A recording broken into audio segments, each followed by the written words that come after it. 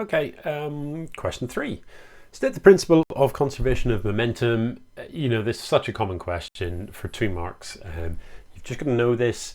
So momentum before a collision equals momentum after, provided no external forces act, or before interaction, I suppose. But I think collision is acceptable. I suppose I should also have the word total in there. I can't quite remember the way it's written in the official sort of Eduqas definitions.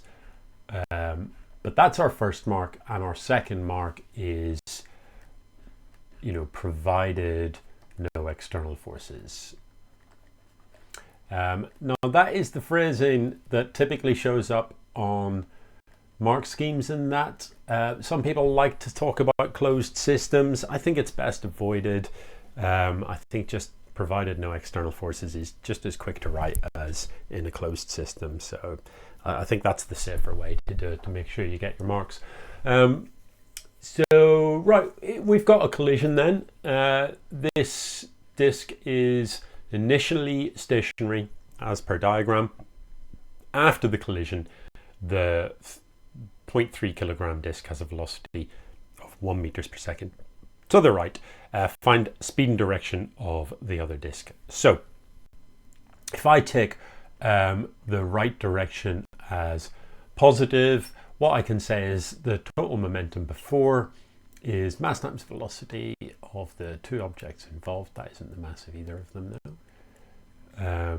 Times 2.4 plus 0 equals, after the collision, this one is moving to the right. So if I just plug in my 0.150 times v, it doesn't really look like a 0, does it?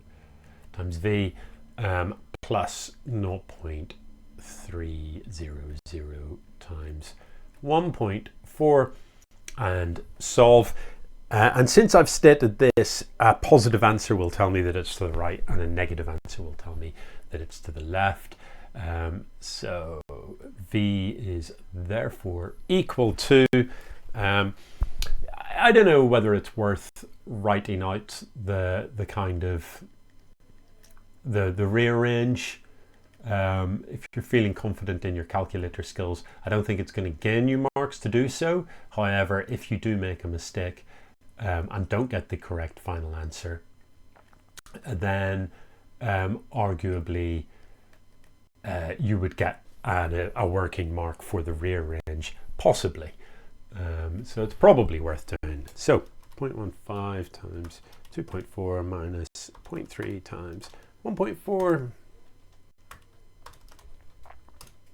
and I've got minus 0.4, therefore for 0.4 meters per second to the left.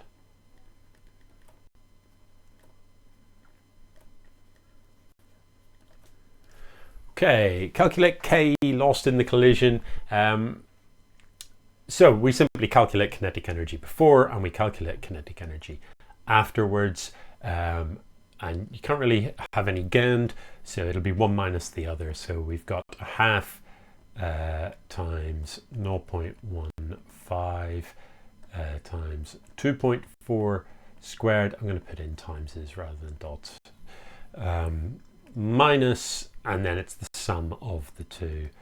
A half times 0.15 times 0.4 squared minus a half times 0.3 times 1.4 squared. Chuck it all in the calculator. There's only 2 marks here, so I don't think we need to do anything more in terms of showing our working.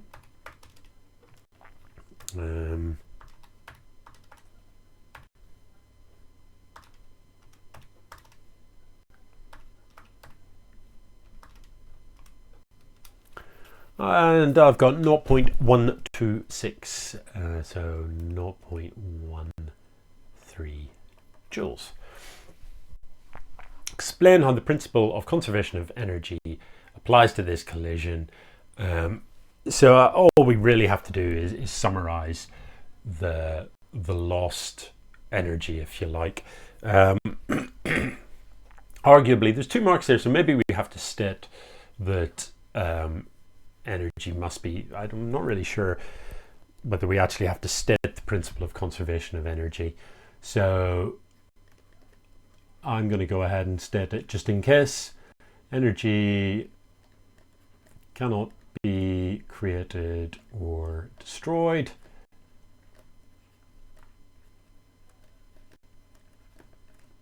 Only transferred.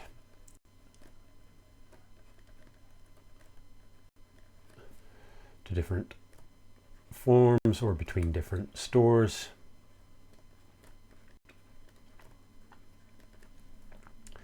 So some kinetic energy converted, transferred, whatever,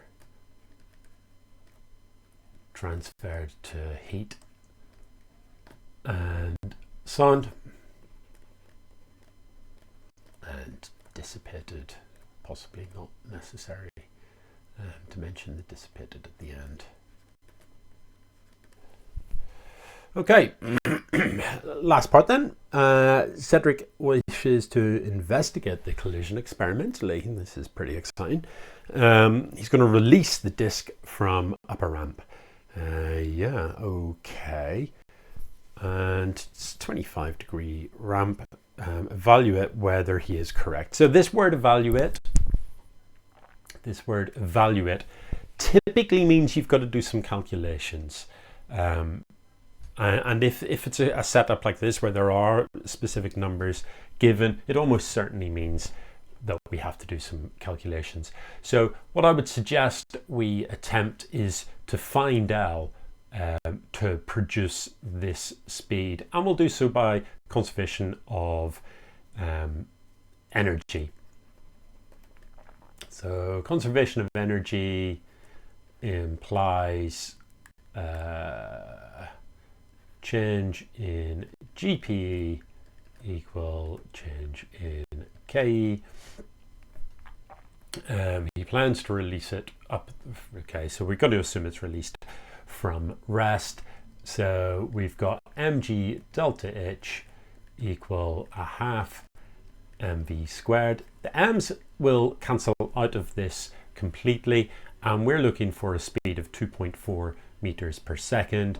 So delta h, which will be equal to L sine 25, needs to be equal to v squared over 2g.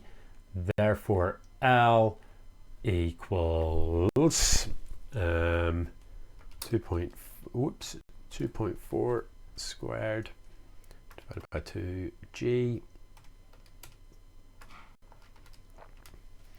0.29. Yeah. Oh, sorry, 0.29 is the height divided by sine 25.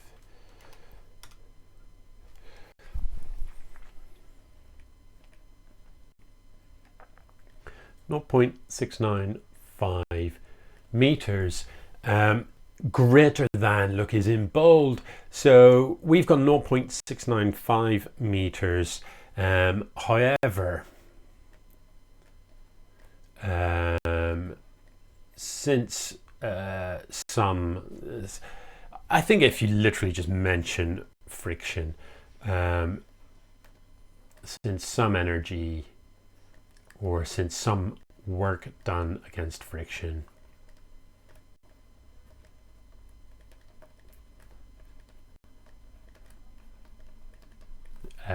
we needs to be higher than that. And I think that's it. Okay.